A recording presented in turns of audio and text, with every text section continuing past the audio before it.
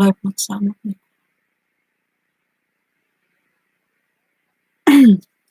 Yung mga ano, kasi pag-uusapan natin kung paano, ah, yung church music, yung mga kantahan natin sa simbahan, paano ito dapat maapektuhan ang ating buhay. Sa outside, yung sa outside na yung paglabas ba natin sa simbahan, paano nito naapektuhan yung ating buhay.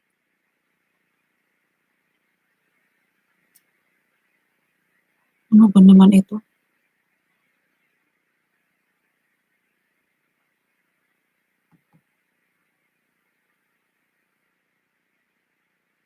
Oh, okay. Yun pala yun. Kung paano naapektuhan yung oh, I see.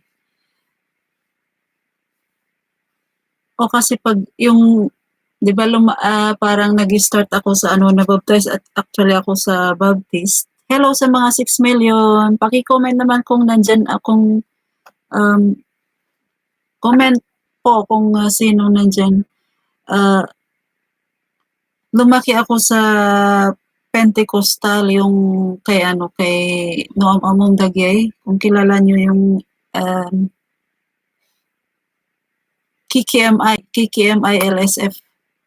Merong branch yan sila sa Taiwan actually, hindi ko lang alam kasi international man yun. Meron din dito sa Hong Kong, kaya lang nasa North Point yata or somewhere sa may central area.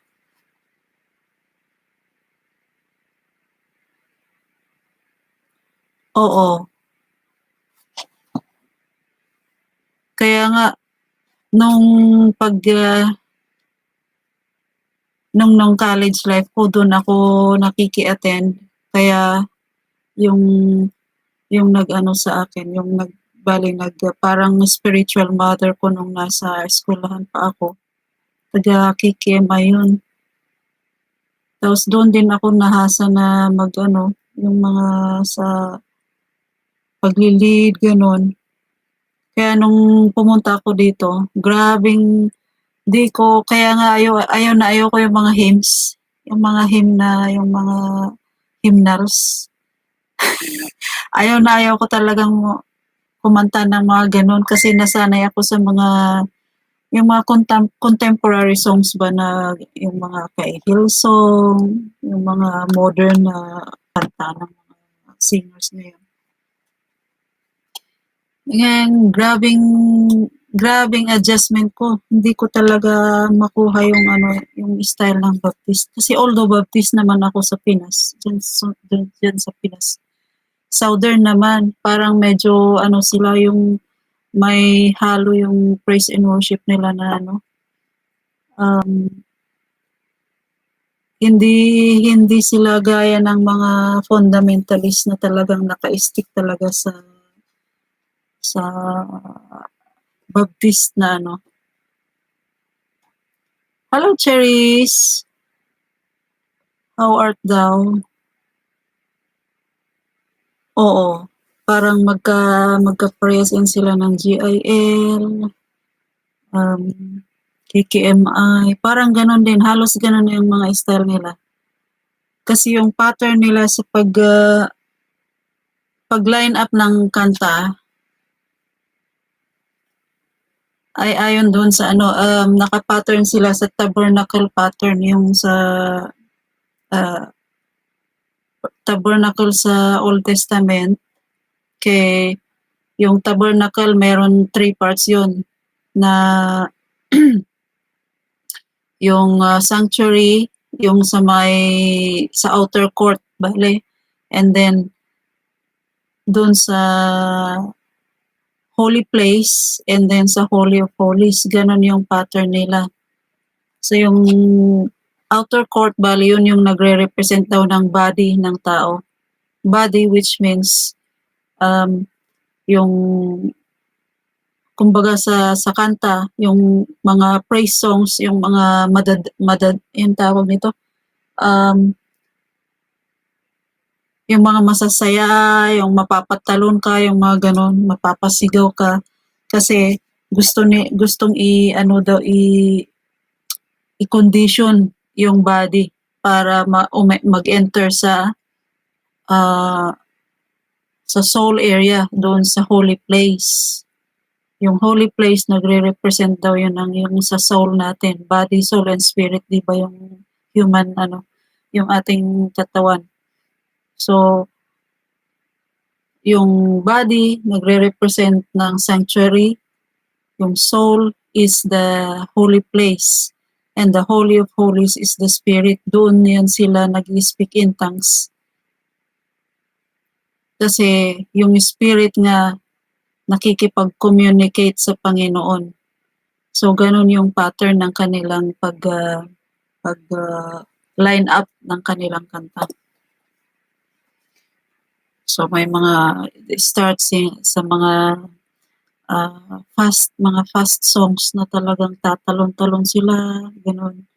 And then, doon naman sa mga solemn songs, may mga parang yung magsasubmit ka yung isasubmit mo yung emotion mo, yung isip mo sa Panginoon. And then pagkatapos noon, they will enter the holy place. Doon sila mag-speak in tongues na kasi di ba yung speak in tongues, they believe that they are communicating directly sa Panginoon na parang heart to heart talk ba? Yung spirit na yung nagsasalita, yung nag-worship sa kanila. Oo, nakikipag-communicate sa spirit na Holy Spirit ng Panginoon. So, bali ganon yun.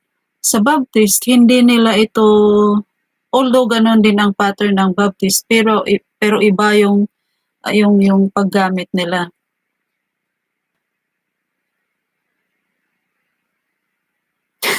Oo. Ay, grabe kaya yung ano ko. Charis, mag-comment ka dyan kung anong view mo dito kasi I think Pentecostal ka rin, di ba? Parang may pagka-Pentecost din ata ang church mo sa Pilipinas, di ba? So, ganun yun. Nung nandito ako, ayaw ko sabi nila mag-conduct ako ng hymns. Ayoko, sabi ko. Kasi ayaw ko nga kumanta ng mga hymns. Ay mag-conduct pa kaya, mag-lead pa kaya, ay di mas lalo. Although, nung mga bata kami, nagkakanta yung mga hymnal, kankanaay na hymnal. Doon naman kami kumukuha ng kinakanta namin. Pero ako, talagang ewan ko nung nag-aral ako ng high school hanggang college, parang doon ako na parang ayoko pala ng hymnal. Ay, parang nalulumaan ako na naboboring ako pagka kumakanta ko ng mga hymnals na gano'n. Kaya nga sabi ko, parang ang hirap na mag-adjust. Hanggang ngayon, nag-a-adjust pa ako sa, lalong-lalo na itong style ng Baptist dito kasi masyadong solemn. May mga Baptist naman, gaya ng sa church ko dyan sa Pilipinas na minimix nila yung lively sa hymns and then nagpapalakpak din naman sila so hindi ka masyadong ma-shock, ma-culture shock kung sakali kahit may adjustment ka, at least pwede mo pa rin habulin. Pero ito kasi, pagka pumapalakpak ka or nag-aamen ka or something, parang naiilang ka sa sarili mo kasi ikaw lang yung gumagawa. Oh, I see, oo. Similar pala. Ano yung sa inyo, Charis? Ano yung pangalan ng church niyo pala?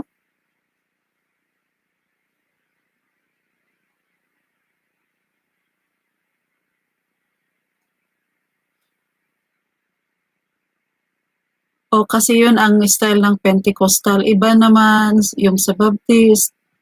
Ang pattern ng Baptist is sa whole na worship program nila ipina-pattern yung ganun na tawag nito tabernacle. Bali sa opening pa lang ng program nila, doon nila inaano yung sa sanctuary area. Halimbawa sa may mga program sila is tawag nito, yung yung may presider sila tapos mag-o-opening yung parang opening prayer or may interlude pa yan minsan, and then call to worship, mga ganon. Tsaka pa sila kakanta ng mga may hymns pa yan sila. O dito, kakanta rin ng mag-opening prayer or something, may mga call to worship before ka kakanta ng mga praise, mga ng praise and worship. And then pagkatapos niyan, may mga something, mga special numbers, hymns, mga ganun, and then message which represents yung sa sa holy place. Yun yung pinaka-message sa may area na yun. Yung sanctuary doon bali sa may call to worship kasi parang ini-invite mo yung tao na mag-settle para makinig sa message ng Panginoon. And then yung sa Holy of Holies, doon yung sa may response area. Kaya pagkatapos ng preacher na mag-preach, doon yan nag-altar call, yung mga response ba ng tao sa message. Doon yun sa Holy of Holies binibilang. So, parang ang tawag nila is Christ the Healer International Movement. So may mga branches sila sa mga ibang bansa, Cha? Wala silang branch dito sa Hong Kong ba?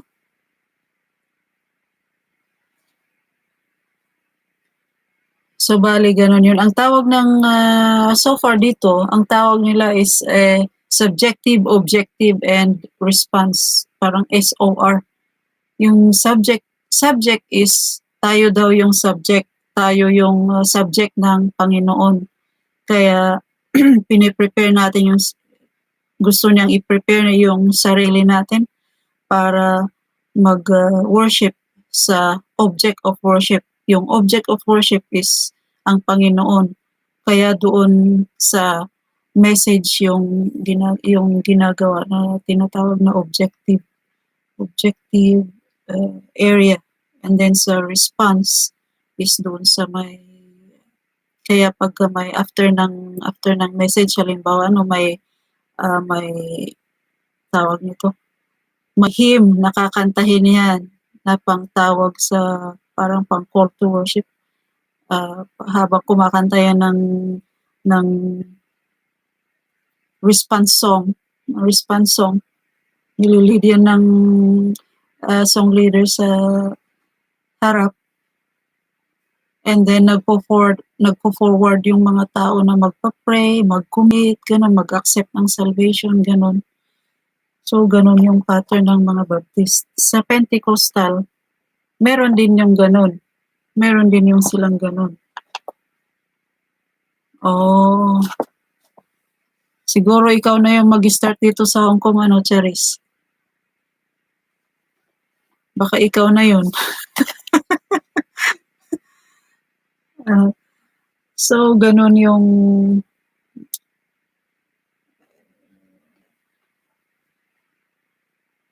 so far yun pa lang ang alam ko na na pattern ng mga churches. Sa Catholic, hindi ko alam.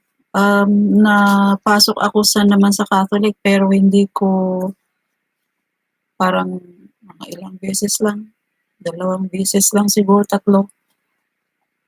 Pero hindi ko man napansin yung order ng kanilang pag-worship. O, di ba? Baka ikaw na yung mag-start dito sa Hong Kong.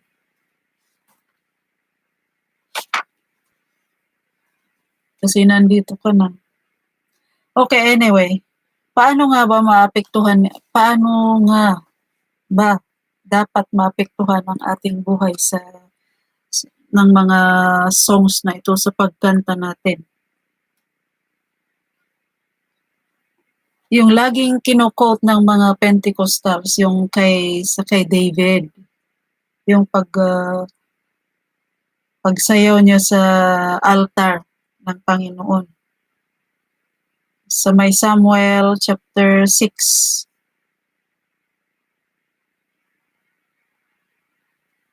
Ito ang text natin ngayon sa Samuel chapter 6. Ito yung yung Ark of the Covenant, 'di ba, kinapture ng mga Palestinians.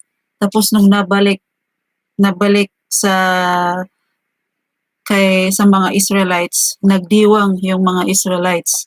Ngayon, yung ginawa ni David, sumayaw siya sa harap ng mga tao.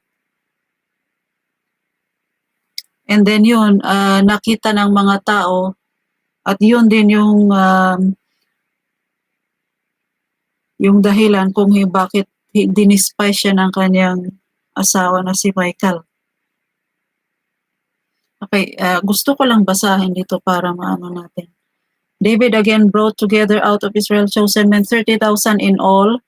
He and all his men set out from Baala of Judah to bring out from there the ark of God, which is called by name, the name of the Lord God, the Lord Almighty, who is enthroned between the cherubim that are on the ark.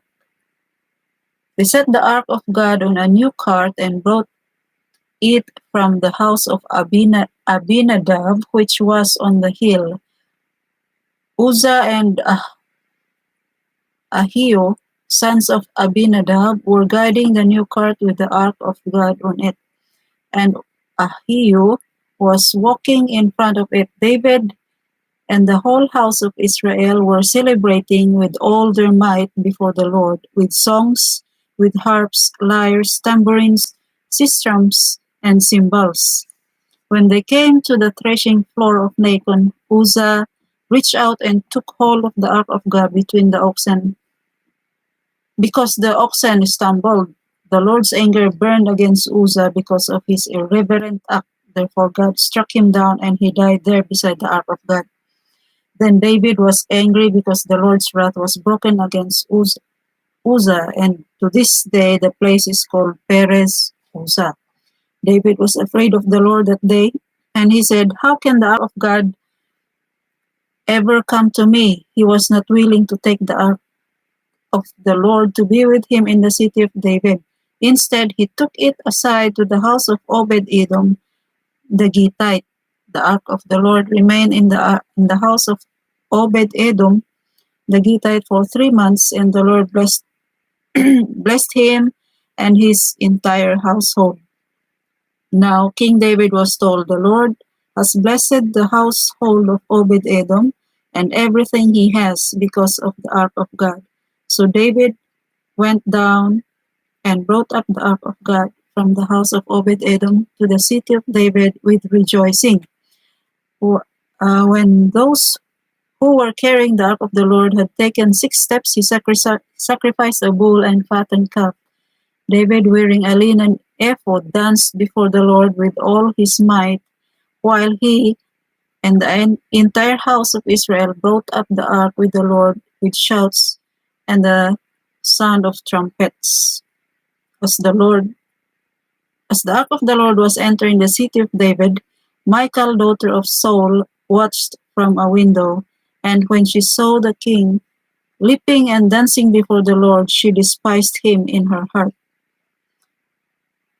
They brought the ark of the Lord and set it in its place inside the tent that David had pitched for it. And David sacrificed burnt offering and fellowship offerings before the Lord. After he had finished sacrificing the burnt offerings, the fellowship offerings, he blessed the people in the name of the Lord Almighty. Then he gave a loaf of bread, a cake of dates, and a cake of raisins to each person in the whole crowd of Israel, both men and women, and all the people went to their homes. When David returned home to bless his household, Michal, daughter of Saul, came out to meet him and said, "How the king of Israel has distinguished himself today, disrobing in the sight of the slave girls of his servants as any vulgar fellow would." David said to Michal, "It was before the Lord who chose me rather than your father, or anyone from his house, when he appointed me ruler over the Lord's people Israel. I will celebrate before the Lord. I will become even more undignified than this, and I will be humiliated in my own eyes. But by these slave girls you spoke of, I will be held in honor. And Michal, daughter of Saul, had no children to that day, to the day of her death. So yun po yung yung laging kino-quote ng mga Pentecostal. And totoo yun. Totoo yun. Kasi siya sa observation ko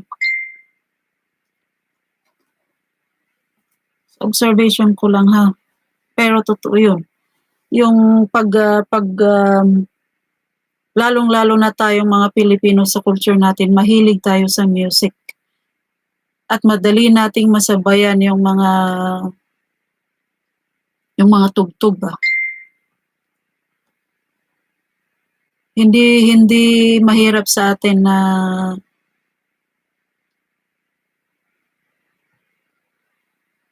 sumunod sa tugtog. Pero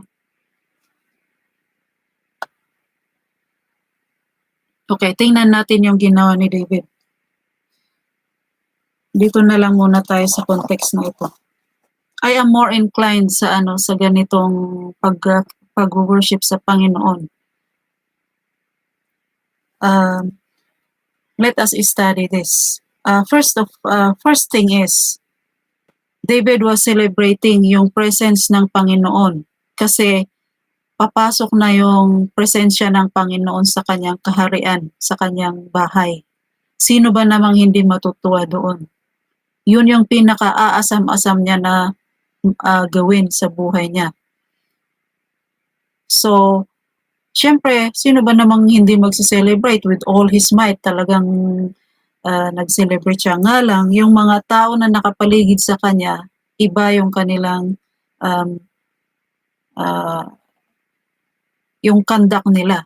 Okay, first thing is, tingnan natin yung pag-stumble ng ox. Bakit nagalit yung Panginoon doon? First thing na nangyari kasi, hindi nila hinandle yung presensya ng Panginoon ng tama. Okay lang, na-stumble yung ox.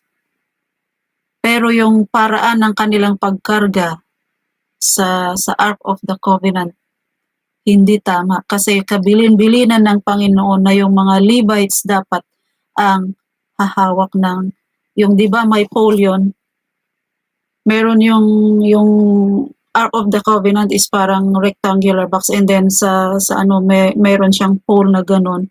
So parang isang tao sa harap, isang tao sa likod. Ganon. Para human carry, hindi dapat ilagay yun sa cart. Yun ang ginawa ng mga Israelites nung una. Inilagay nila sa cart and then hinila ng ox. Kaya na-stumble yung ox. Siyempre, nakasunod yung mga sino yan? Si Ahiyo, son of Abinadab. And then, inabot ni Uza. Kasi na-stumble yung ox. Siyempre, mahuhulog yung Ark of the Covenant. Gustong abutin o yung gustong i-rescue ni Uza. Ngayon, nagalit yung Panginoon. Kasi kabilin-bili na niya na hindi basta-basta hinahawakan yan. Yung high priest lang ang makakalapit sa Ark of the Covenant na yon. Kaya nagalit ang Panginoon kasi they mishandled His presence. Yun ang implication nito.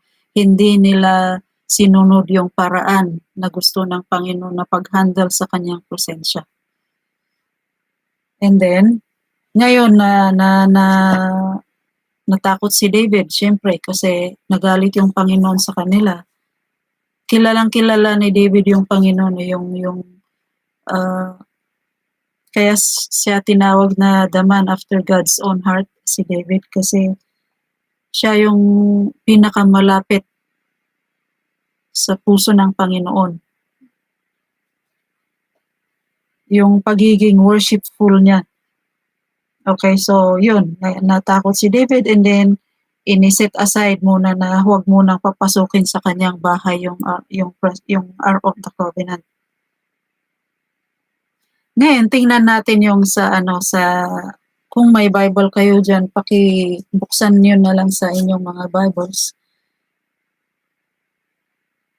They came to the threshing floor of Nacon. Uzzah reached out and took hold of the ark of God because the oxen stumbled. The Lord's anger burned against Uzzah because of his irreverent act. Therefore, God struck him down and he died there before the ark of the Lord. Very significant itong threshing floor na ito. Ano bang ginagawa sa threshing floor? Ito yung pinagbibiladan nila ng mga grains siguro nila noon. Even ngayon, meron yung mga palay natin parang inilalapag para matuyo. Threshing. And then, very significant ito kasi may mga instances din na sa New Testament na sabi doon is he will come holding his fork na parang pupunta siya sa threshing floor niya at ang tawag nito parang isi-separate yung grain sa stalk, parang ganon. Kasi kung farmer kayo, alam nyo na yon, yung palay sa kanyang husk, ganon. So, bali ganon yon. Ibig sabihin nito, may screening na nangyari. Yung parang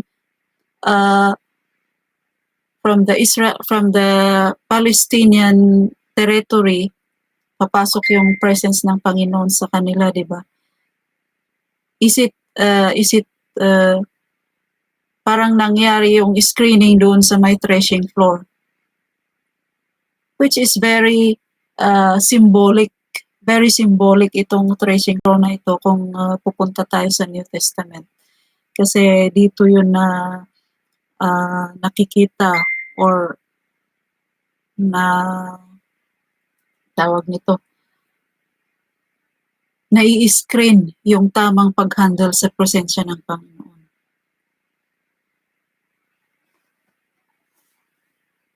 Sa ating pag-worship sa Panginoon, meron din ganun.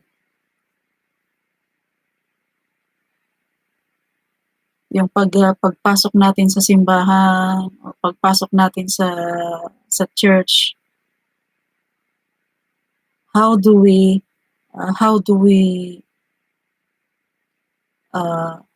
yung parang i-appropriate yung sarili natin sa simbahan? How are we handling the presence of God? Especially sa praise and worship team. Praise and worship team. Kakapanood ko lang yung kung napapanood nyo yung lalong-lalo na yung mga black people na nag-lead ng praise and worship, very vulgar sila na and then up to the point na yung nagli-lead yung inigo-glorify nila. I wish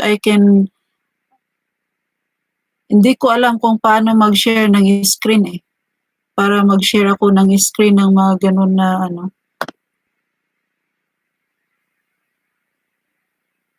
mag-share ako ng screen na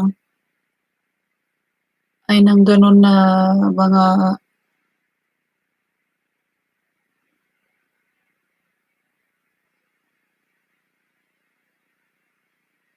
mga pakanta ng mga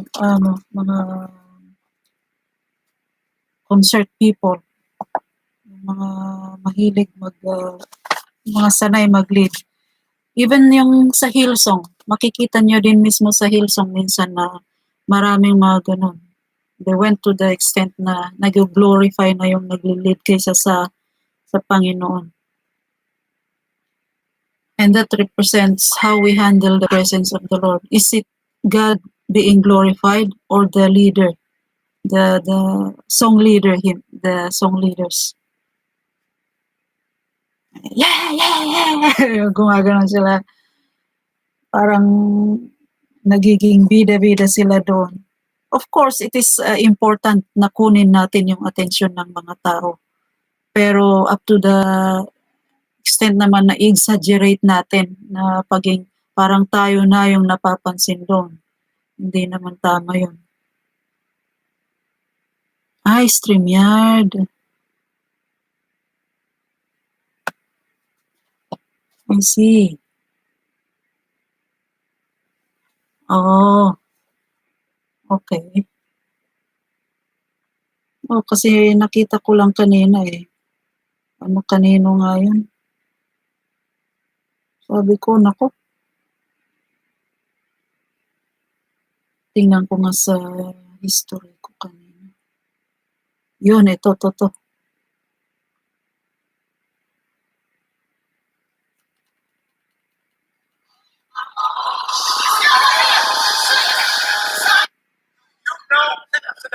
You know who's coming on stage right now? I Ano say, do you niya? know who's coming on stage right now?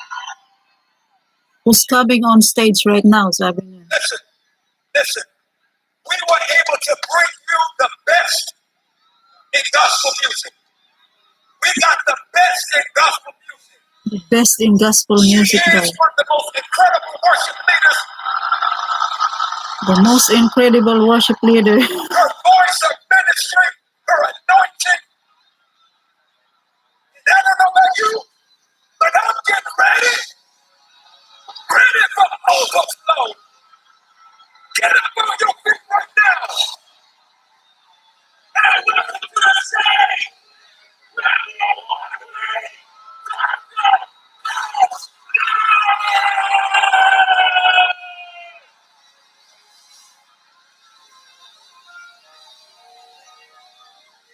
Siya yun.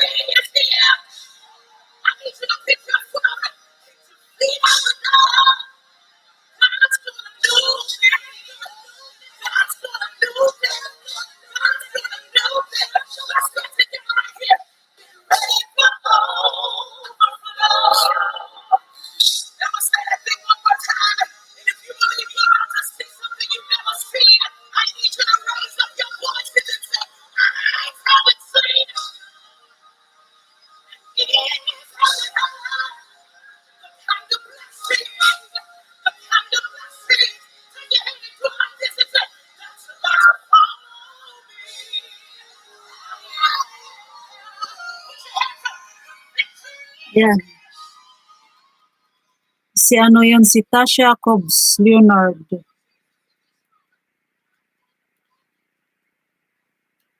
Ano yun siya, yan yung ano eh, gusto kong i-pinpoint dyan na yung, yun ang danger ng contemporary music, actually. Kasi more on self yung ano nila. Gusto nila yung i-express yung emotion nila but up to the extent na nagiging I, me, and myself na lang yung ano nila, yung center ng attention ng worship nila. Hindi na yung Panginoon yung nag-glorify, kundi yung sarili na lang. Yun ang danger ng contemporary music. Tapos yung leading na ganon, hindi naman masama. We can catch the people na ano.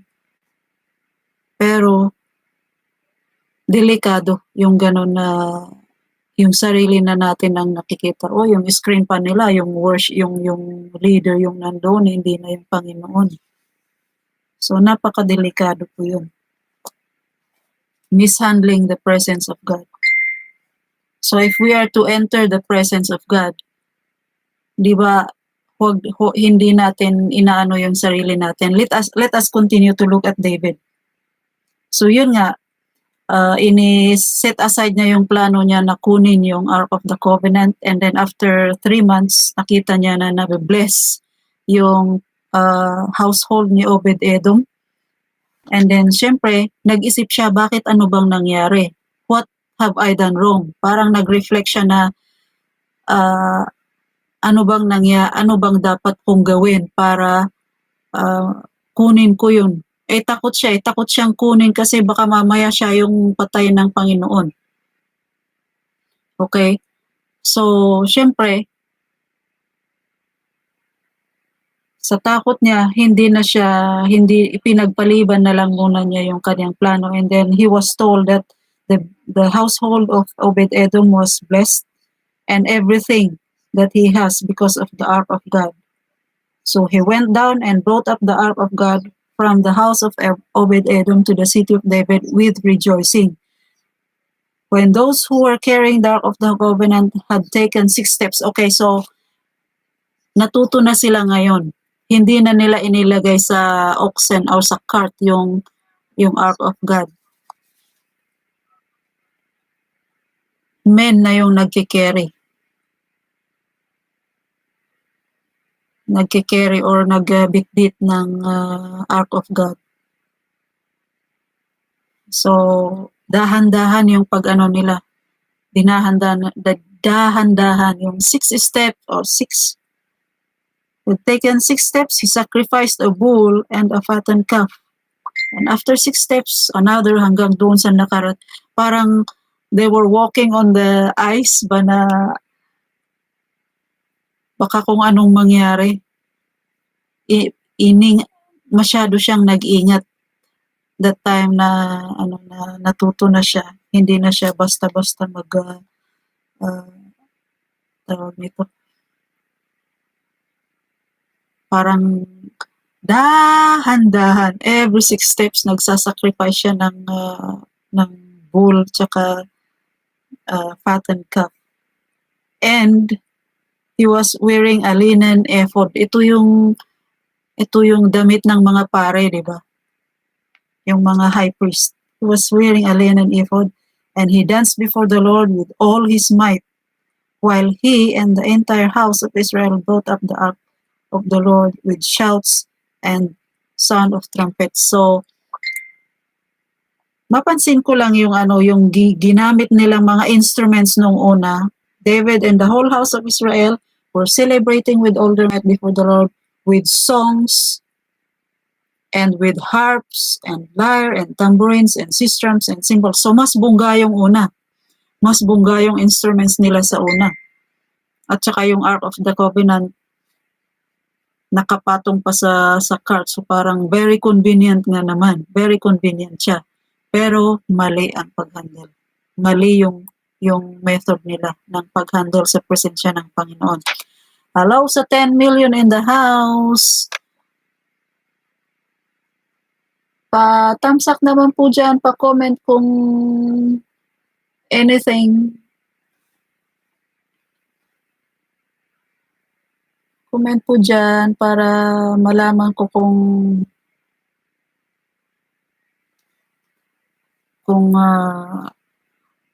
kikinig kayo. Sabi ganun kung ano yung nasa isip or yung opinion nyo about this topic para magka-interact tayo. Okay? So, may pagkakaiba sa unang pagdala nila at saka sa pangalawa. Sa pangalawa, medyo siya, hindi yun ganung kabongga. Maingat sila. Yung instrument nila is trumpets. And sila na yung sumisigaw, hindi na yung mga sistrums, hindi na yung mga cymbals, hindi na yung mga tambourines and harps. Sila na yung boses na nila ang ginagamit nila with just a trumpet. So, ang laki ng pagkakaiba, di ba? Yung bonggang-bongga talaga na as in, mabibingi ka talaga sa ingay or sa mga sound ng instruments. Pero wala silang marinig na shout ang mga tao na nagpupuri sa Panginoon. Ngayon, sa pangalawa, trumpet lang yung meron silang instrument. And then, maririnig na nila yung boses na sila na yung boses na nila ang naririnig nila. Hindi na yung mga bonggang sound instruments. Okay? Yun yung after they pass through the threshing floor, Kaya pag pansinin natin kung may mga nababasa tayo na threshing floor, yung threshing floor of Arauna, yung sa isang instance na maraming namatay doon sa and then the angel of God stood in the threshing floor of Arauna, sabi doon sa one instance na si David din ang king noon. Doon very symbolic kasi ang threshing floor pag-aralan natin. Okay, so yun yung nangyari. Sumayaw si David. Hi, ate. We are studying the Ate Leng. Good evening. Tapos ka na? Okay, so dinidiscuss ko yung so yung 2 Samuel chapter 6, yung pag-bring sa Okay lang, te. At least nakahabol ka pa naman. Ikaw nang mag-closing prayer. Ganun. Tapos, ito yung dinidiscuss ko yung marunong ka palang maligo. Joke. Dinidiscuss natin yung yung paraan ng pag-handle nila sa presensya ng Panginoon. Yung the way na ini-handle nila yung Ark of the Covenant. And then, nung dumaan sila sa threshing floor of Nacon, na-stumble yung ox. And then, gustong hawakan, gustong i-rescue ni Uza.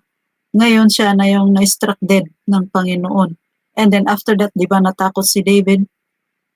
Hi, Kenny! Hello! Nice to hear from you. Miss you, Kenny. Good evening. Ito si Kenny. I'm glad you're here. Kumusta ka na, Ken? Okay. So, dinidiscuss natin, Ken, yung yung pag-handle nila ng presensya ng Panginoon nung time ni David, nung galing sa Palestina.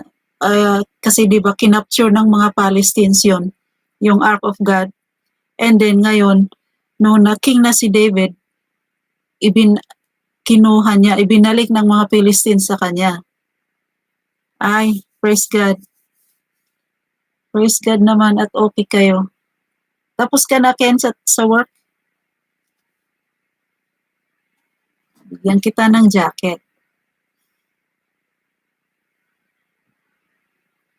Salamat sa pag-tune in. Sana all. Sana all. Okay. So, yun. Sabi ko kanina, nung una, nasa tayo, kung may Bible kayo dyan, tingnan nyo sa 2 Samuel chapter 6. Okay lang, nire-recap ko naman pagka may nakita akong i-recap ko lang. Pero sana wag ma-boring si Sister Juby, tsaka sino pa yung isa? Sister Jub, wag kang ma-boring ha. Si Charis, si Charis. I-recap natin. Kasi sabi ko kanina pala,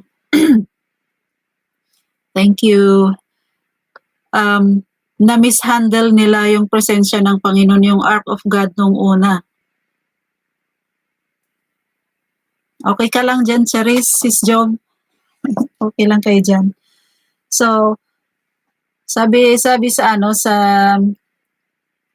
verse 5, David and the whole house of Israel were celebrating with all their might before the Lord with songs and with harps, with lyre, and tambourines and sistrums and cymbals. When they came, sa verse 6, when they came to the threshing floor of Nacon, Uzzah reached out and took hold of the ark of God because the oxen stumbled.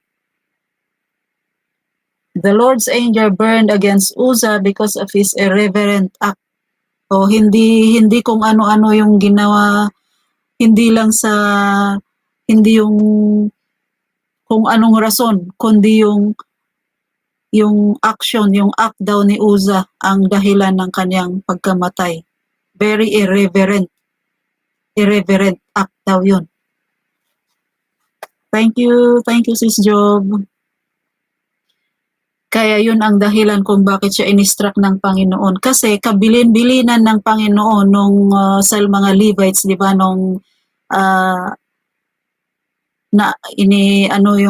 ini-set up yung tabernacle, di ba? Tapos inilagay doon yung by God's instruction to Moses, inilagay niya yung ginawa nila yung Ark of the Covenant na yun. Ngayon, ang instruction ng Panginoon, dapat ang pag-transport sa Ark of God is by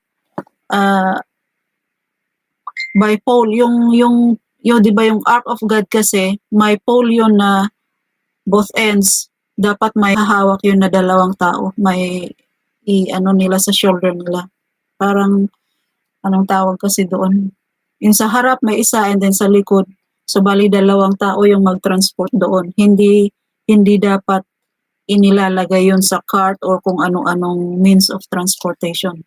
Tao talaga ang hahawak noon, ang magta-transport by foot.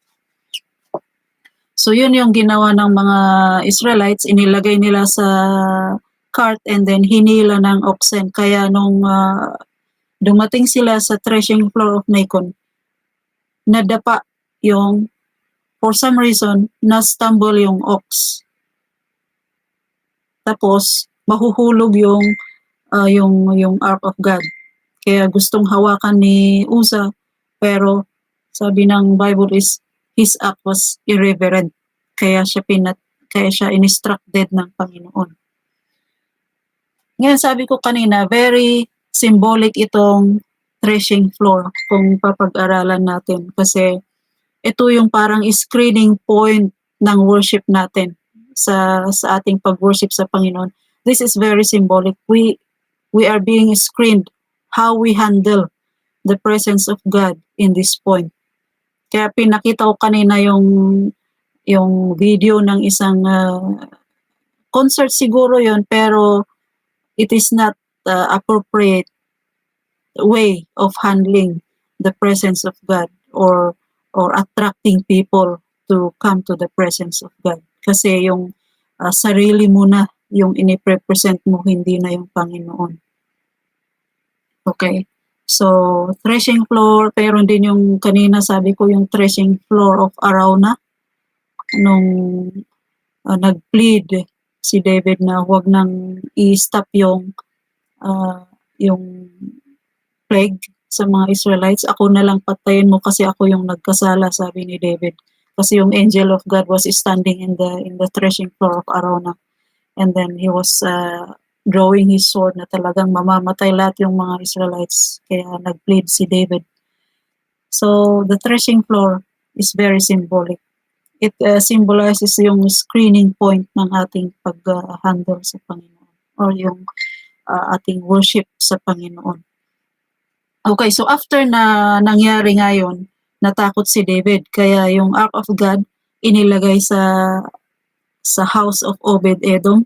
And then nakita ni David na nasabi ng mga tao kay David na nabibless na yung household ni Obed-Edom. Kaya nag-isip siya, sabi niya, ano bang nagawa ko? Bakit ganun yung nangyari? So of course, nag-reflect siya na nalaman niya na yung pag-handle niya sa presence ng Panginoon ay hindi tama. Kaya nung second time na kinuha niya yung Ark of God doon sa house of Obed-Edom, tama na yung yung pag-transport sa Ark of God is by men, okay? By foot. And then every 6 steps nagsi-celebrate siya, dahan-dahan. Every 6 steps nag-o-offer siya ng bull and a fattened calf, wearing the linen ephod, yung damit ng high priest. Yun. And then sumasayaw siya sa harap ng mga tao. Sumasayaw siya talaga na ano. And then one thing, another difference, sabi ko nga, kung naabutan nyo kanina, yung celebration nila kanina,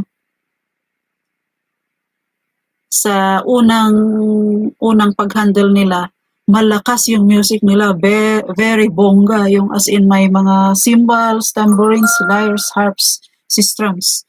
Marami silang mga instruments. Mabibingi ka talaga doon. Bongga nga naman, di ba? Sino bang hindi mapapasayaw doon?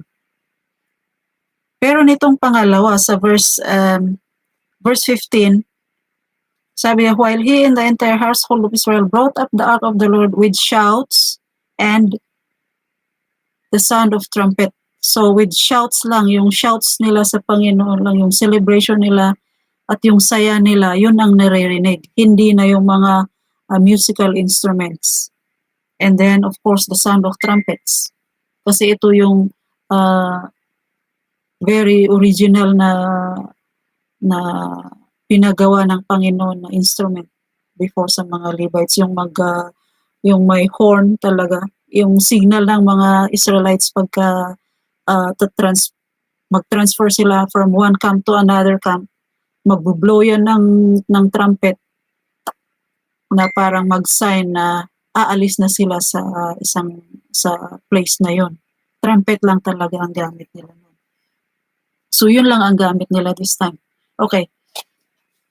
So nakita ni Michal. Si Michal, 'di ba, yung daughter ni Saul na binigay kay David, na asawa niya. Dinispice niya si David. Sabi niya, "Uy, sumasayaw ka sa harap ng mga tao na nakahubad. Kahiya-hiya ka naman." Sabi ni Michal kay David. "Hari ka pa naman, nakakahiya kang umasta." Yung parang walang dignidad, sinasabi ni Michal dito. Hindi nag-aastang hari itong si David nung nagsi-celebrate siya sa presensya ng Panginoon.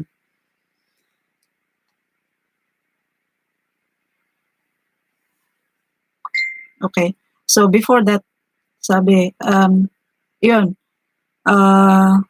inibless ni David yung mga tao. Inibless niya yung after na napasok na yung Ark of God sa tent na ginawa niya. Of course, he finished sacrificing the burnt offerings and fellowship offerings. He blessed the people in the name of the Lord Almighty. Then he gave a loaf of bread, a cake of dates, and a cake of raisin to each person in the whole crowd of Israel, both men and women, and all the people went their homes. So, nagsiuwian na sila. Ngayon, anong nangyari? Okay, so ito yung kung sa atin, tapos na yung worship natin, tapos na tayo mag-celebrate sa presensya ng Panginoon, tapos na tayo mag-soak sa kanyang presensya. So ano ngayon? Pag-uwi natin, ano ngayon? Ito ang gusto kong tingnan natin actually ngayon. Kasi of course, alam na natin yung mga nangyayari sa church, sa loob ng simbahan. How we soak in the presence of the Lord. Kung nakaramdaman tayo ng presensya ng Panginoon, well and good. Pero after we experience those things and we go home, who are we? Pag nasa bahay na tayo. Yun ang gusto kong i-pinpoint dito.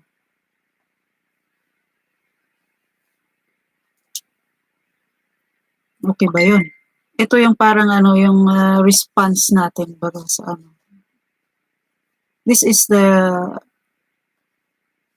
response Okay, so umuwi si David. When David, sa verse 20, sabi, when David returned home to bless his household, kasi inibless na nga niya yung tao. Okay, so it is the family's turn. Uuwi siya. Ano? Michal, daughter of Saul, came out to meet him and said, how the king of Israel has distinguished himself today, disrobing in the sight of the slave girls of his servants as any vulgar fellow would. Sabi ni Michal sa kanya. Ano bang inasta ng hari ng Israel?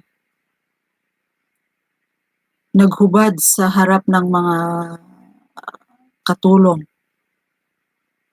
mga slave girls. Parang walang dignidad. Vulgar. Ano bang vulgar kasi sa Tagalog?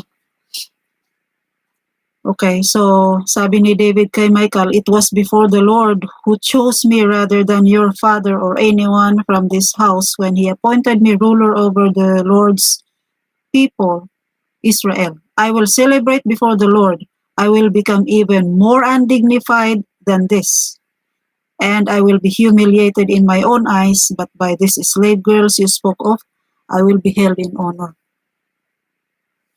So, napakaganda yung sagot ni David dito. It means to say, wala akong pakialam sa sinasabi ng tao. Hindi ikaw or hindi yung tatay mo, kasi si Saul nga yung former king na pinalitan niya, di ba? Si King Saul yun, yung tatay ni Michal. Hindi yung tatay mo ang pumili sa akin na maging king, kundi ang Panginoon. Sabi niya, mas magiging undignified pa ako, mas magiging kahiya-hiya pa ako even sa aking paningin sa aking sarili para sa Panginoon. Pero itong mga katulong, mga slave girls na sinasabi mo, i-honor nila ako, sabi niya.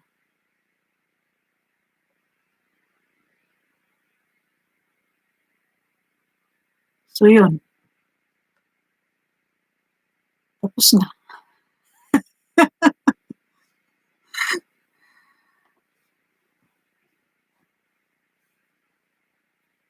Anong masasabi niyo doon, mga kabsat?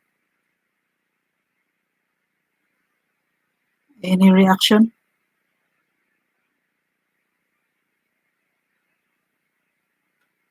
Tulog na yata kayo. Hello, people in the house. May tao ba dyan? Okay.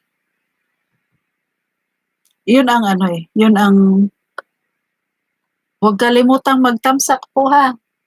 Thumbs up po dyan. Okay.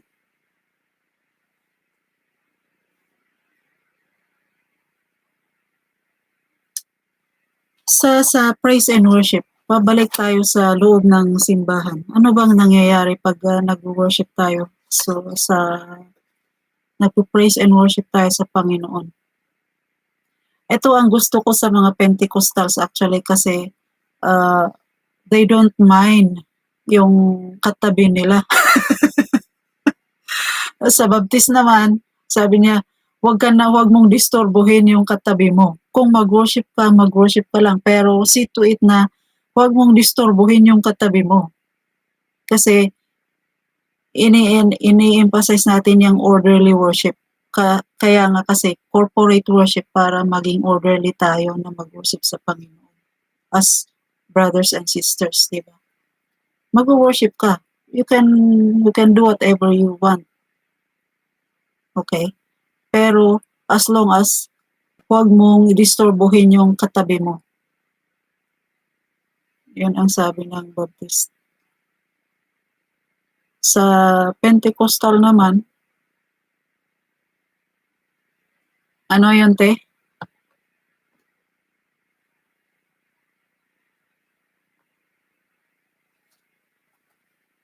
So far yun lang ang narinig ko na basta orderly worship ang gusto ng Baptist. Kaya nga sabi ko, 'di ba sabi ko ate nung actually sa TEFL din or sa seminary yun din ang sabi nila na uh, we are called to be orderly kasi nag-corporate worship naman tayo.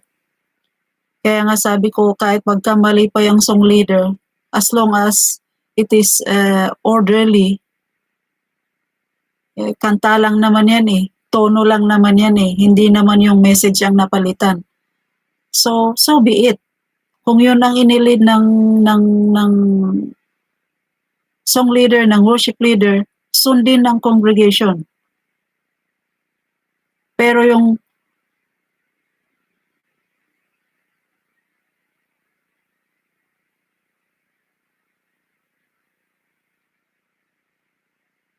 oo, tama. Which is exactly yung message ng life ni David. Nasasayaw-sayaw tayo sa loob ng simbahan. Pero paglabas natin, sinasayawan din natin yung tugtog ng mundo. Ano na yun? Parang biglang 180% 180%, 180 degrees turn yung ginawa natin na we praise God in the church and then we dance all out. And then pag-uwi natin, yung tugtog natin na iba. And then yung the way we treat the other people sa labas, iba kaysa yung pagtrato natin, yung how we treat somebody or the people inside the church. Mabait tayo pag nasa simbahan tayo, yung paraan, yung pag-worship natin talagang luluhod-luhod tayo, yung gano'n, speak in tongues tayo, mga gano'n. But paglabas natin, sino ba tayo? Ano bang ginagawa natin? Oh, nagti-TikTok. Yun. Magaling mag-TikTok. Tama. Thank you, Sis Job. Tama yan, tama. Kasi yun nga, kaya pinakababantayan ko din yung mga nagti-TikTok na kasama. Sabi ko, really? Buti na lang dito sa Hong Kong, na-ban yung TikTok na yan. Tinanggal. Tinanggal ang app na yan dito sa Hong Kong. Kasi nakaka-leak daw ng information, sabi ng China. So, yun. Let's be aware sa mga pinagtutugtog natin. And then, yun nga, most of all, yung conduct natin. How do we worship God in the church? And how do we conduct ourselves outside pag umuwi na tayo?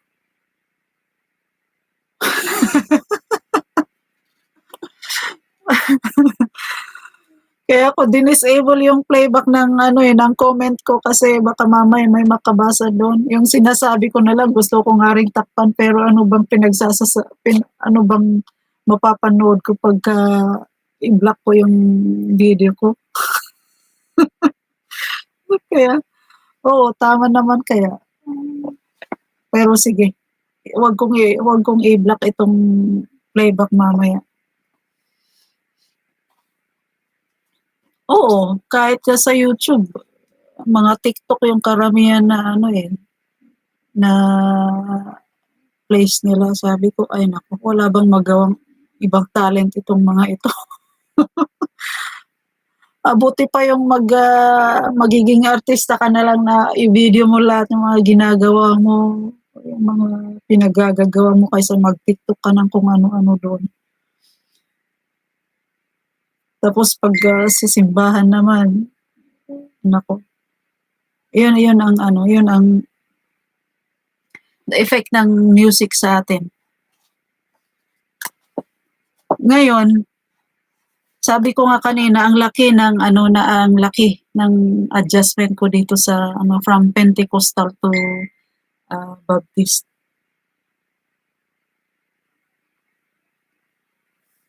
Kasi nga, yung very solemn, yung Baptist kasi, very solemn tayo na kung pwede nga lang wag tayong pumalakpak eh. Parang ang tawag na yung example ng isang teacher namin, ay yung magkakanta nga ng I have a joy, joy, joy, joy. Pero parang nakaganon yung bibig na hindi ka naman talaga mukhang masaya.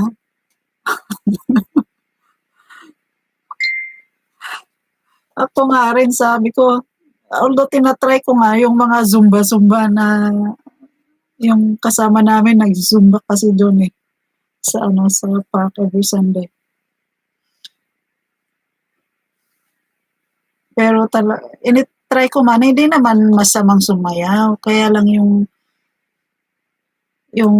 sayaw mo naman, yung moves mo naman, hindi yung parang erotic dance na tapos yung tugtog, pati ang importante doon, dapat alamin mo kung ano yung sinasabi ng tinutugtog mo. Importante din yun. Kasi yung message ng kanta na sinasayawan mo, nako, hindi mo dapat pag-aralan mo din yan. Makinig ka muna kung ano yung mga pinagsasasabi ng mga sinasayawan mo yan. So yun, yung effect ng church music sa atin.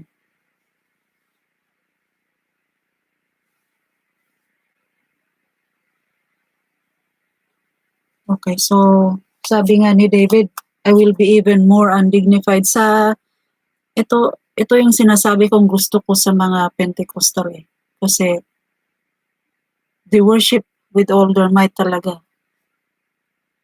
Yung binubuhos nila yung kanilang emotion sa Panginoon.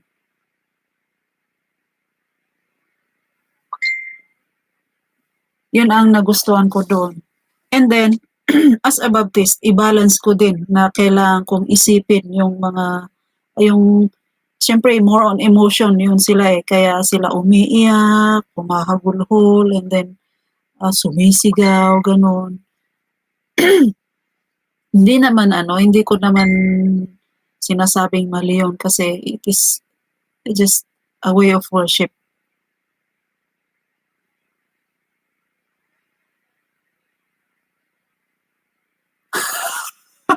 Okay, yan. Oo. Fundamental talaga, hindi sila nagpapalakpak or gusto nila yung solemn talaga na nakatayo ka na kumakanta. Kaya nga yung issue noon sa yung mga nagli-lead sa harap, huwag kang gaganon-ganon kasi nakaka-distract, sabi daw nila sa mga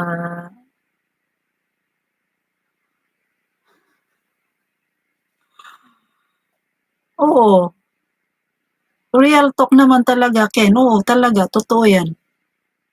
Even myself, hindi ko maiwasan na maging ipokrito minsan kasi I'm reading the people sa harap ko. Sabi ko, paano ito ma-attract na mag-react sa kanta? Kasi nakaganon talaga siya, nakaganon sila or Tapos, yung bibig nila halos ayaw mabuka. Ay, paano ba ito? Hindi mo naman mapilit.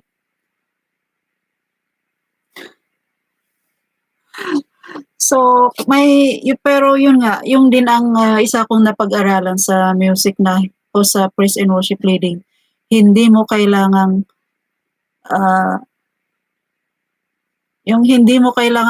kunin lahat yung mga action na ine-expect mo sa tao. Kasi may kanya-kanya tayong level. Kanya-kanya tayong level ng pag-worship sa Panginoon o yung pag-react sa Panginoon. Yung mga iba, may all out na yung parang maggalaw na tao, gano'n. Meron din yung tahimik na tao na hindi mo naman masabi na hindi nag-worship ba ito kasi parang wala namang reaction, parang gano'n. May kanya-kanya tayong body language, may kanya-kanya tayong level of worship. Kaya hindi mo rin pwedeng sabihin na, lahat tayo pupalakpak, lahat tayo ganon. Let everybody raise your hand, mga ganon. Everybody clap, parang ganon. Huwag mong i-compulse ang mga tao na gumawa ng expectation mo. Let them do as they are comfortable, kasi nag-worship kahit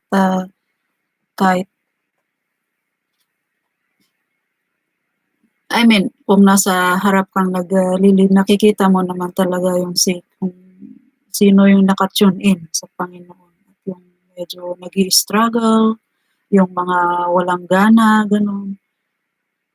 Nakaka-disappoint minsan na hindi mo makuha yung attention nila. Pero,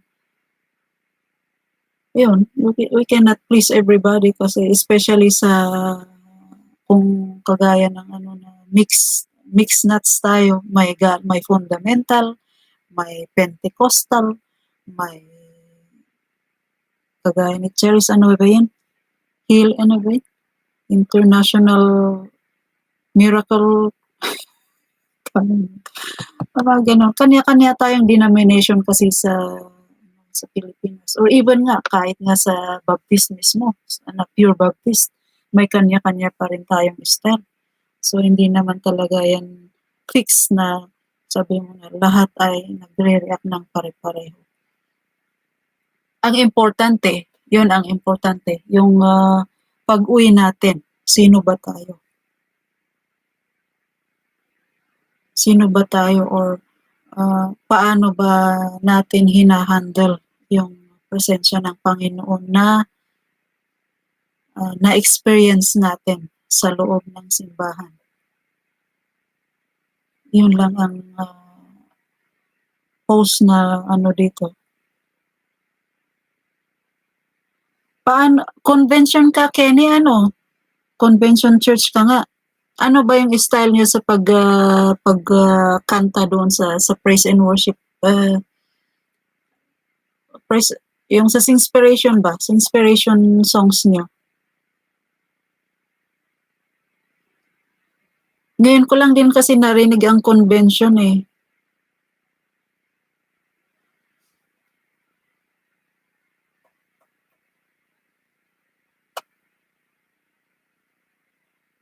Yun, yung iba sumasayaw, ganon. Which is not bad. Hindi naman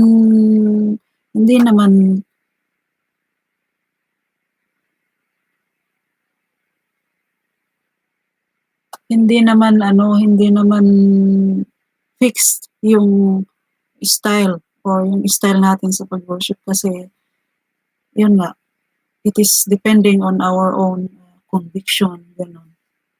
And then how we want to express our worship sa Panginoon.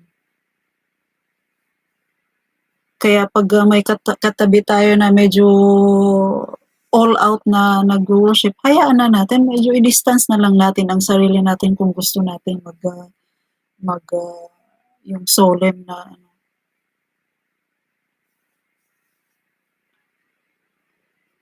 Hindi rin ako naka-encounter ng convention church. Hindi ko pa napasukan. Napasukan ko yung Lutheran, Anglican, yan, Catholic, ito, yung yung charismatic, tapos ito, Baptist. So yun, ang importante is how the songs we are singing lead us to the presence of God. And who are we pagkatapos nating kasi napakalaki ang impact ng music sa atin, lalong-lalo na sa Pilipino, sabi ko naman kanina, kasi parang culture na natin na kumanta kahit wala tayong boses. Mahilig pa rin tayong kumanta. And we are easily swayed sa mga melodies or sa mga kanta na kinakanta natin. So yun ang pakaingatan natin kasi baka mamaya yung kinakanta natin nakakabagbag damdamin ba? And then doon na tayo nagdudwell. So yun ang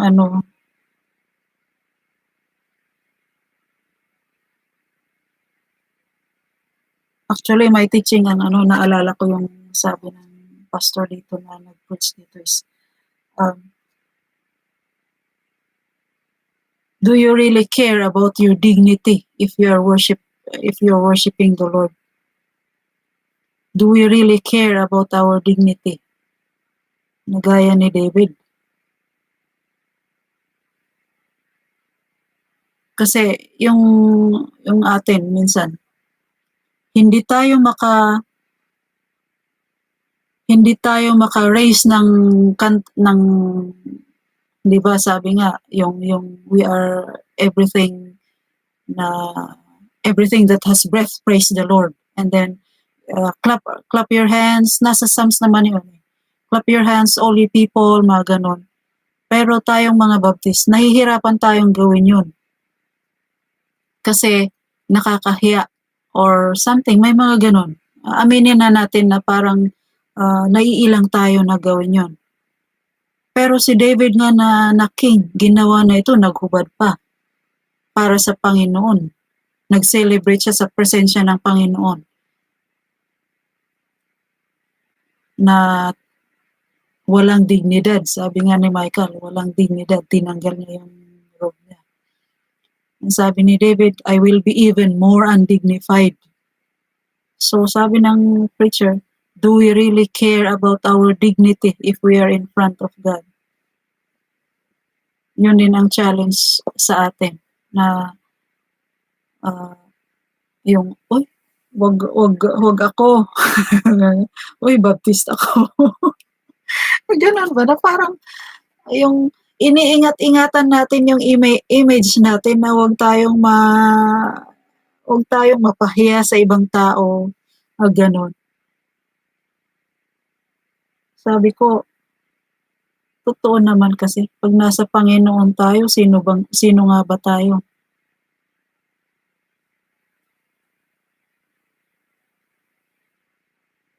Pero let us balance kung mag-worship tayo mag-celebrate tayo ng ganito at magbigay tayo ng worship. Let us also balance na pag-uwi natin, may makikita ba ang pamilya natin sa atin? May makikita ba ang ibang tao sa atin na gaya ng nakita nila sa simbahan, sa loob ng simbahan? Yung the way na mag-worship tayo sa loob ng simbahan, may makikita ba silang evidence ng presensya ng Panginoon sa atin? Kaya ba nating panindigan yung ganun na katayuan natin sa Panginoon pag nasa labas tayo? Yun ang challenge sa atin. Yung balance lang, check and balance lang. Hindi yung extreme na iiyak-iyak tayo sa simbahan or rolling tayo, soaking in the presence of God. But then, we go outside, parang wala lang, nawala. So, it is a balance. Kaya, yun ang na pag-aralan ko din sa hymns, yung kaya ako medyo nag-i-incline sa hymns kasi I am thinking what I am singing. Sabi nga ng teacher namin sa music is, be an intelligent singer. You think while you sing. Hindi lang yung melody, yung nakaka-carry sa'yo, kundi pati yung message ng kanta. Kaya ako doon na-appreciate yung mga hymns kasi, yun nga sabi ko, ayaw ko talagang kumanta ng hymns noon. Pero as I go sa mga ganito na pag-aaral, oo nga naman kasi it is the lyrics that speaks the message, hindi yung melody. So ano man yung melody, as long as yung lyrics ay maganda, okay lang. minsan hindi ko talaga gusto yung melody niya. Hindi ko masabayan, halimbawa. Or parang nalulumaan ako, gano'n. Pero kung maganda naman ang message, yung makikita mo yung totoong gospel doon, okay lang. Learn to like it. Learn to love the song. Ganon lang yun. Kaya yun din ang napag-aralan ko sa pag-aaral sa mga ganito kasi hindi lang pala yung emotion mo yung nag-worship sa Panginoon, pati din yung isip mo. Kailangan sabayan ng isip mo para balanse yan.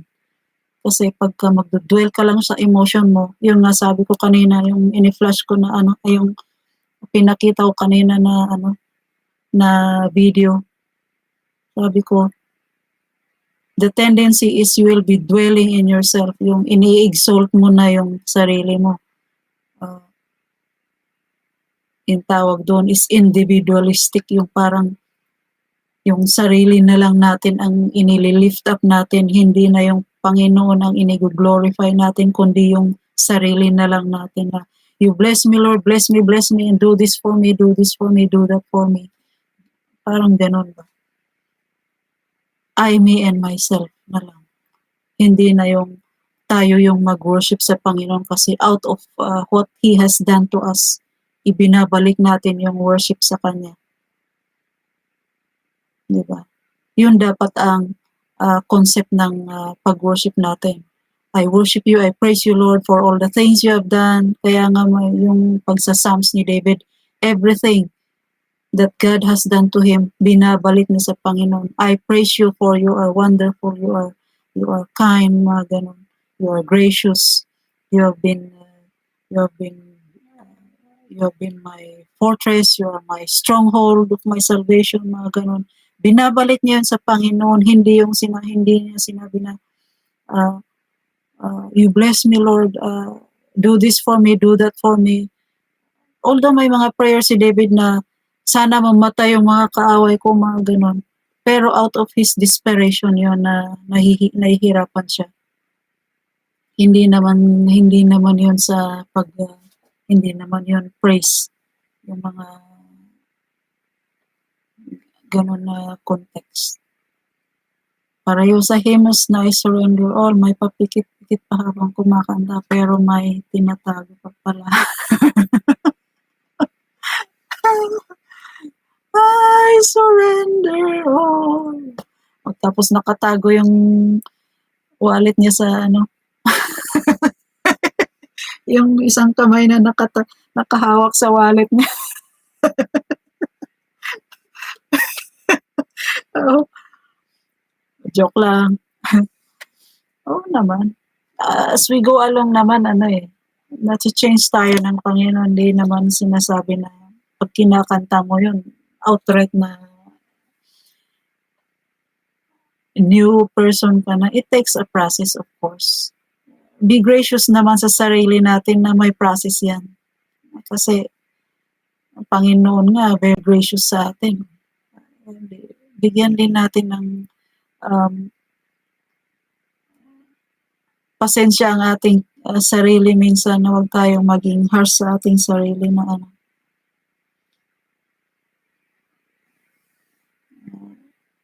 let's give ourselves some time na magbago.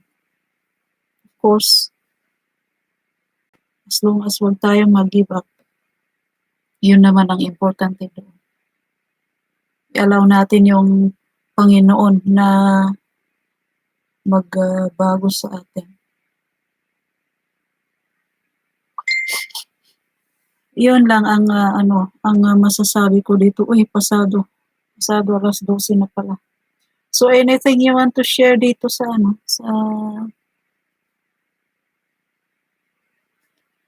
topic na ito? Ken, are you coming back to COBC? Wala na ako doon. Balik ka na. Hindi na sila galit sa'yo. Palit tayo. Ako ang pupunta doon sa Hongham ba yun? Palit tayo.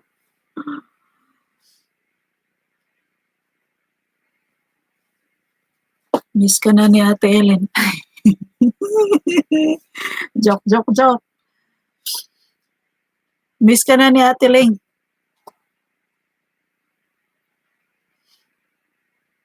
Ayan na. So, anything na nakalimutan natin?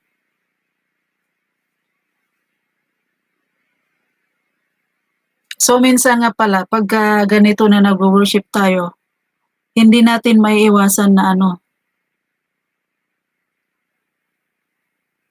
hindi natin maiiwasan na may magpuna sa atin. Na, gaganon-ganon ka, tapos ganito ka naman noon. O yung, kung ano-ano, yung bang mag-criticize sa'yo na nag-worship tayo, tapos yung i-bring out yung kung sino ka noon or kung ano yung mga hindi mo nagawa. Of course, criticisms nga. Gaya ni Michael. So, hindi natin maiwasan yon sa mga tao. Ang nasa atin, it is up to us to how we react, how we handle yung mga ganun na criticism. Kung may firm naman tayo na paninindigan sa ating pag-worship sa Panginoon. Hindi naman natin kailangan makinig sa mga ganun. Mga aaway lang yung mga yon. Yung makinig ka sa criticism ng mga tao. Hindi naman sila ang nag-worship mo. So, yun lang. Huwag na tayong paapekto kung ano man yung mga maririnig natin na sasabihin ng ibang tao sa atin. Even yung very close sa atin. Kagaya nito, wife pa niya, asawa pa niya yung nag-criticize sa kanya.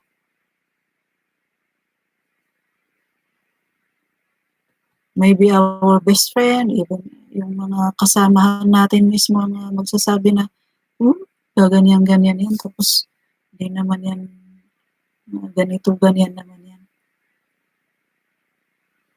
David's wife criticized him. Siya pa yung nag-curse sa kanya. Okay? So, expect the worst pagka na mag-worship ka sa Panginoon and you are giving your best. Hindi mo maiiwasan na may mag-criticize sa'yo.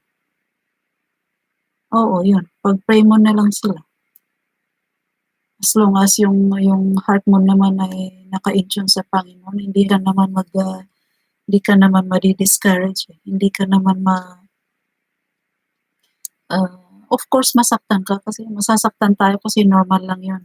Pero yung reaction natin na itigil na natin kasi may maririnig tayo na hindi yun tama. Kasi pag para sa Panginoon naman, hindi naman yan Oo, yun. It is our heart. It is our heart that God sees. Hindi naman yung yung sinasabi ng tao sa'yo, problema na nila yun. Huwag ka nang makialam dun kung anong pinagsasasabi nila. Di problema na nila yung sarili nila. So, pagka alam mo na nag-worship ka sa Panginoon, huwag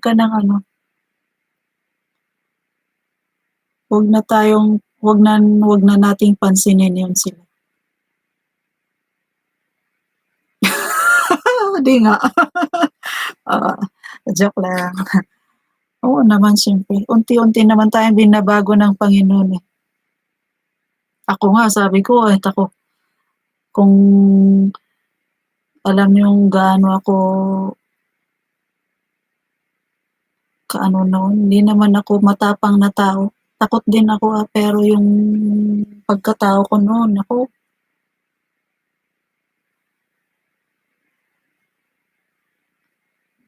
kaya wala akong masyadong kaibigan. Kasi ayoko yung mga ganun na yung galit ako sa mga Maraming sinasabi.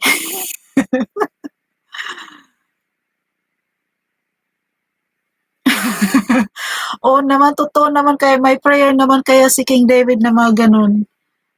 May there, basta nasa Psalms naman yun. Ano, may tawag doon kasi na prayer eh, na yung ipag-pray mo yung kapahamakan ng mga kalaban mo.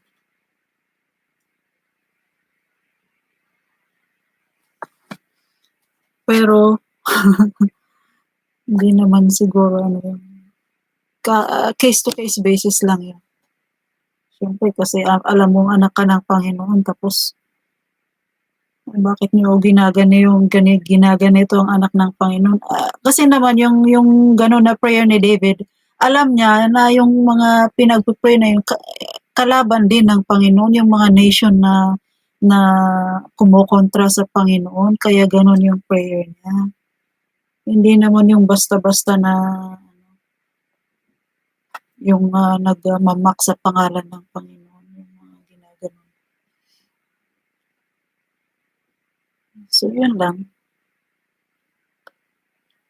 So, okay na. Ganun lang, ganun na siguro yun.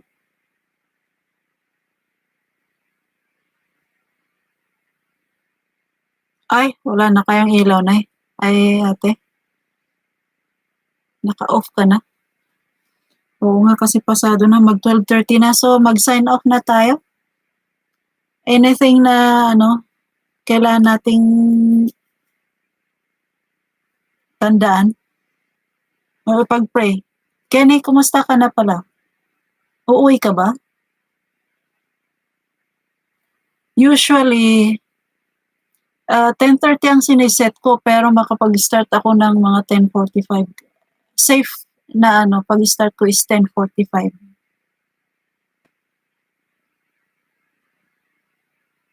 Oh, November pa. Ano yan, for good na ba?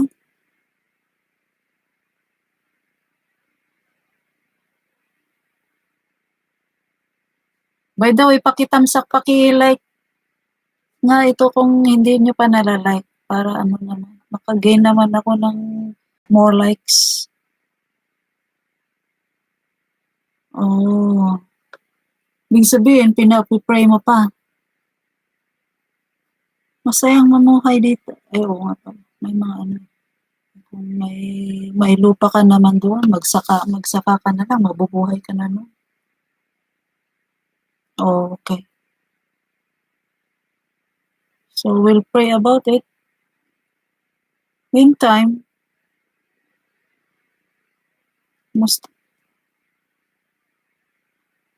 visit ka naman minsan sa sa City 1. Hindi na kami galit sa'yo. Promise.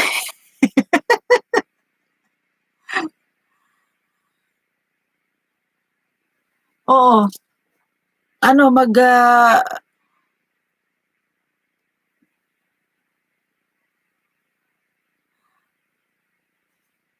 Maggagawa daw si Ate Ling ng gagawa ng fellowship. Doon ilipat natin yung COBC sa rooftop sa City 1 para doon na tayo magtipon-tipon. Di ba, Ate Ling? Ilipat natin yung COBC sa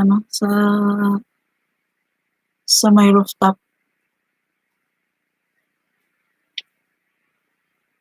Tapos mag-evangelize si Kenny.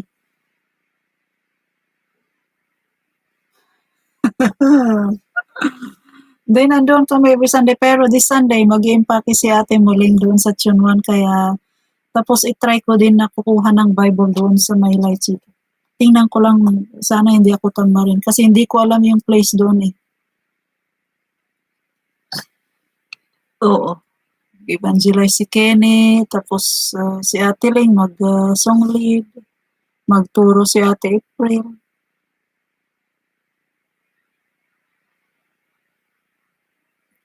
Next Sunday sa 14 ba? 14.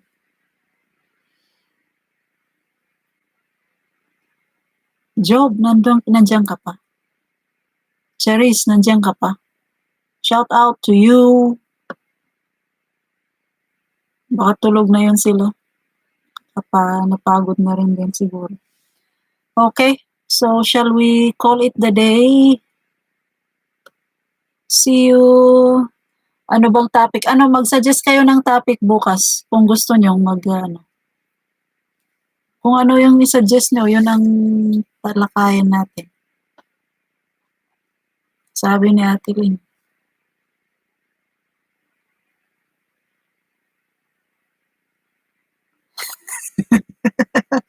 Ilang buhay pa. Kasi pagod yun sila eh. Okay. Anong gusto nyong kwentuhan natin bukas? Ay, yun pala si Sister Juvie. Tulog, hindi ka pa tulog, sis? Talking lang ito eh. Kasi itong si Kenny, umalis ng church. Di ba umalis talaga? Hindi naman umalis. Nag-cool down lang. Kaya na-miss namin. Na-miss namin siya. Okay. So,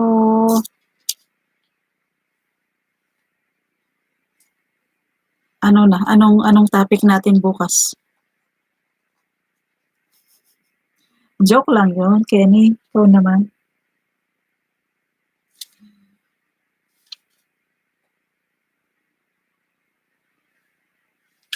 Oo naman. Oh, Book of Song of Kaya mo yun, Ate Leng? Ako, hindi ko carry yun eh. Sa ano tayo kinabuas at si Buwas at Ruth na lang. Ganda kaya ang love story nila. Si Buwas tsaka si Ruth. Binabasa ko kanina, sabi ko, ay nakakakilig. Sana all. Kay Buwas at Ruth. Yung Moabite. Tapos naging grandmother ni David, King David. Maganda yung love story nila eh. Pero try ko pa rin tingnan yung Song of Solomon kung ano.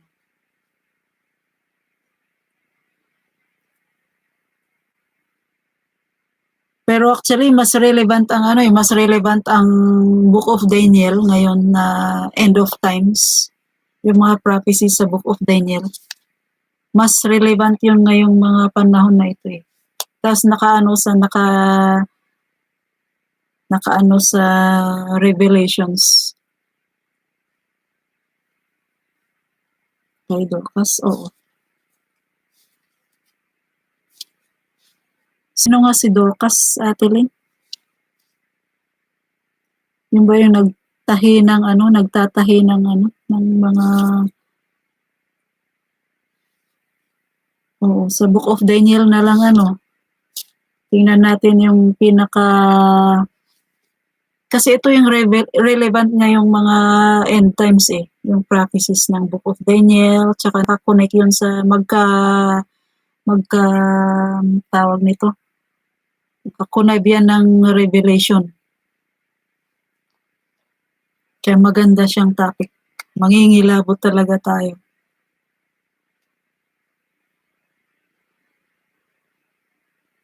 Nakakakilabot. Pero kailangan talaga nating mag-research dito ng history. Oh, yun nga. Kasi yun lang ang naalala ko about kay Dorcas eh. Ano siya? Entrepreneur. Parang lang, nagre-raise ng fund ng mga para sa mga poor. By the way, i-remind ko ulit kayo, mag-join kayo dito, tingnan nyo yung perks dyan, kasi yung level 4 dyan, pag mag-donate kayo ng mag-member kayo ng 200 yung dyan yung price eh. magiging mission partner ko kayo. Pwede kayong mag-suggest ng proceeds ng fund at pagtulungan natin na i-raise ng fund. Yun. Tapos kung halimbawa gusto nyong yun, tama, parang ako. Yung ginagawa, Dorcas girl. Tapos, yun nga, pag gusto nyong mag-raise ng fund, partner tayo na mag-raise ng fund para sa gusto nyong pagbigyan. Kahit konti lang, yung halimbawa, abutan lang ng konti lang. Kung ano man yung maipon sa pondo natin, yun yung ibibigay natin sa kanila, ganun. Kung mag-member ka ng level 4 dyan. Kasi may perks 1, 2, 3. Watch hours naman yun sa mga nag-YouTube. Kung mag-YouTube kayo, kailangan nyo ng mga watch hours. Yun, ipi-play ko yung videos nyo. Ganon. Tingnan nyo yung join button dyan sa baba. Tapos may perks, level perks dyan. Level 1 is 5 watch hours and then level 2 is 5 watch hours plus fund update, sabi ata dyan. I-update ko kayo ng as long as you are a member at i-update ko kayo sa nalikom kong pondo halimbawa for the month na nag-member kayo. And then level 3, 10 watch hours, tapos fund update, tapos kung gusto nyo maging prayer partner, ganon, pwede tayo maging prayer partner. And then level 4 is yun, maging mission partner ko kayo. You can suggest kung may gusto kayong i-reach out na tao, ganon, tulungan na tao. Yun yung pagtulungan natin na i-raise ng pondo. Okay, as long as you are a member. Halimbawa, nag-member ka ng 1 month, that is 200 sa level 4. Tapos, yung pondo na nalikom sa month na yon, yung 50% ng pondo doon, ng nalikom natin, ibigay natin sa sinuggest mo na proceeds. Ganon po. Kasi wala man akong may bigay na ibang mga perks. O mga GCash, mga kung ano-anong mga bagay. Wala nga ako noon kasi nag-fundraising ako. Pwede yung marireceive ko na lang. Tapos, yun, mga partnership lang. Ganon. Kaya kung mag-YouTube na kayo, ipi-play ko, mag-member kayo para i-play ko kayo. Mag-member lang kayo. Diba? Ganon po yun. Okay na. Shall we call it the day? It's already tomorrow. 12:37 a.m. na. Okay. Ken. Okay ka na dyan? Sister Jube. Tulog na si Cheris. Sino pa yung nandyan? There's 10 million in the house. 10 tayo eh.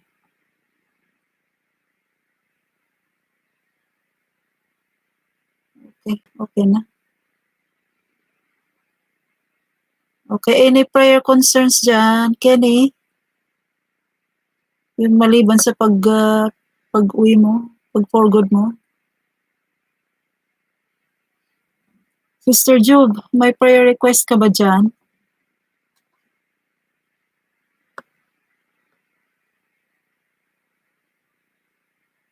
Any prayer request po dyan?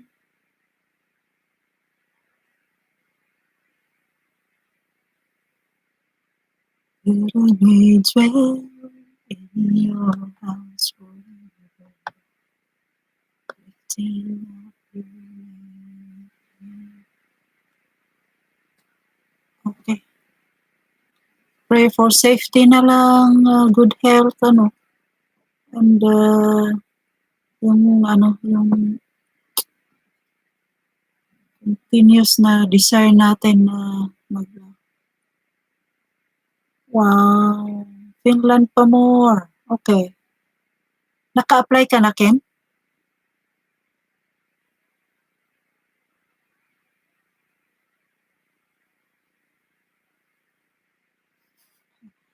Yun nga, may okay. Relationship to God, application for Finland. Naka-apply ka na doon sa Finland, Ken?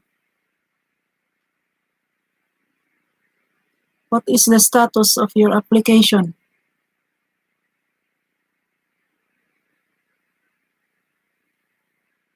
Magiging finish ka na, finish. Oh, okay. Okay. Okay, si Sister Juby is in the house, and Ate Lynn. Oh, waiting for visa. Okay, congratulations. Anong work mo doon, Ken?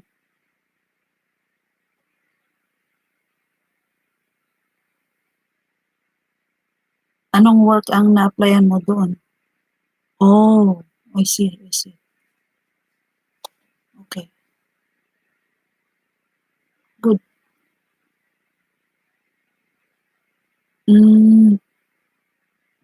I see. Okay. Okay. So, application to Finland, relationship to God. Ate Leng, ano, biyanan? Sana magkabiyanan.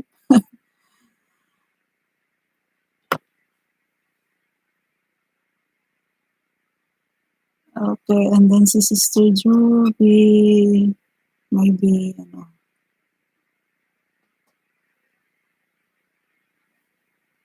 Okay, let's pray na.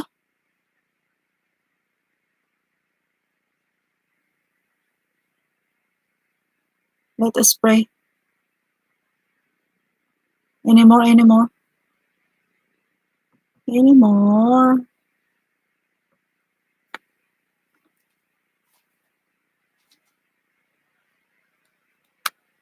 Okay, pray na tayo mga kabsat.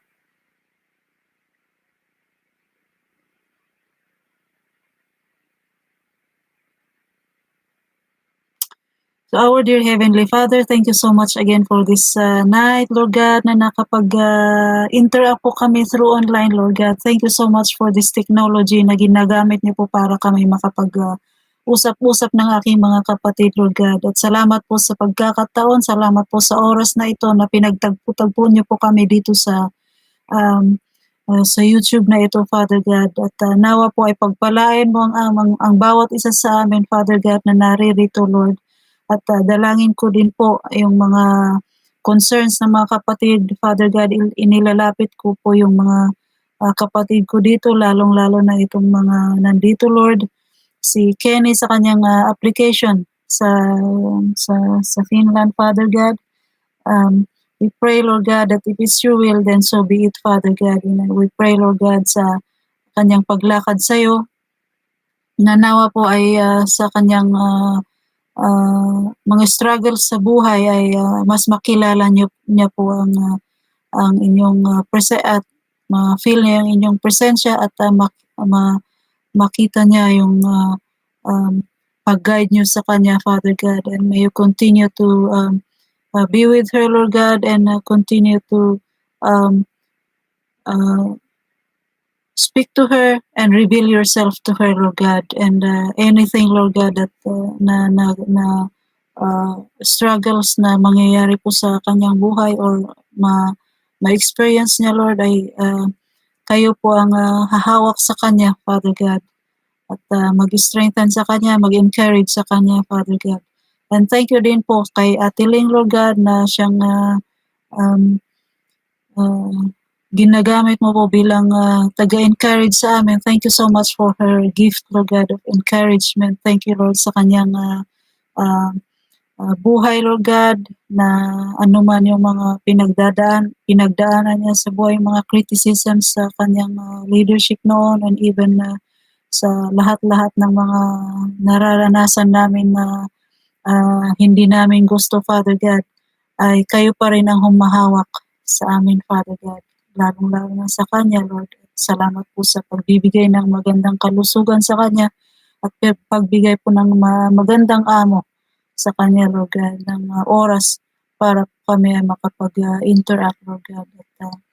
At even po sa kay Sister Juby, Lord God, salamat po sa kanyang buhay at salamat po sa kanyang pagsubaybay, Lord God. Salamat po sa desire niya po, Lord God, na makinig ng iyong salita.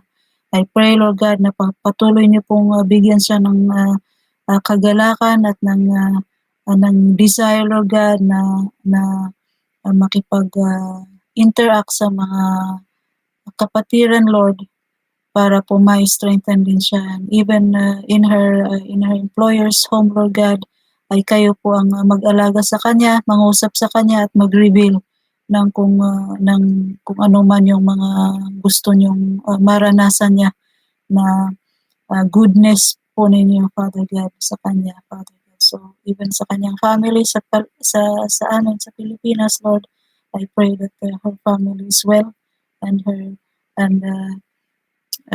they're doing well and they are safe and healthy, Lord God. At even sa aming mga sarili din, Lord God, inilalapit namin ang aming mga sarili sa inyo, Father God. Yung kalusugan namin, kayo po ang mag-ingat sa amin, mag-protect sa amin sa virus na ito, Lord God. Kung totoo man ito, hindi namin alam, but you are the only one who knows everything. So we lift up everything to you, Lord, knowing that you are sovereign and you rule over the universe, Lord God. And um,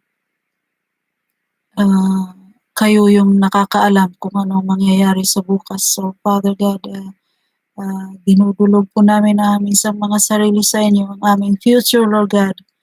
The future, our future is in your hands, Lord God. We are not certain.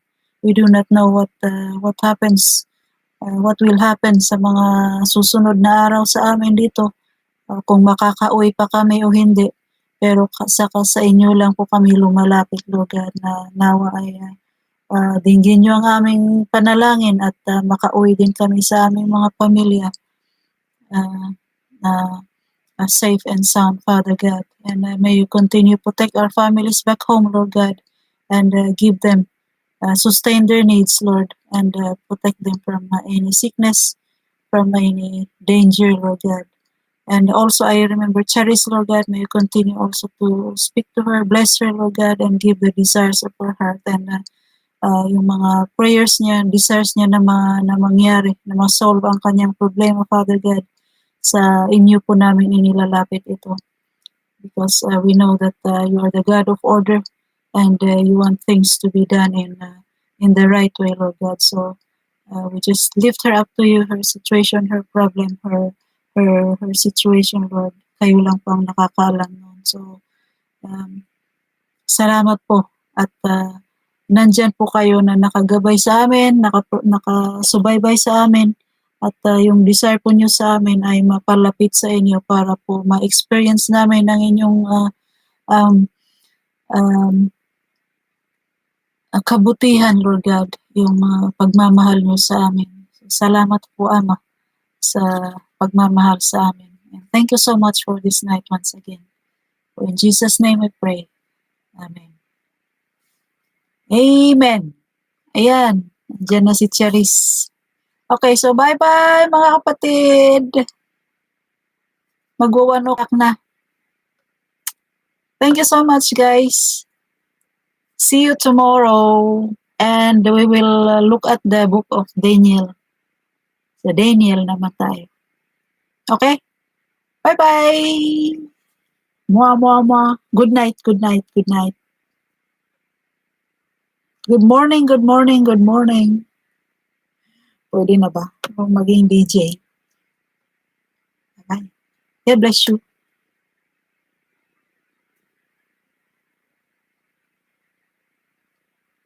Bye. Close ko na.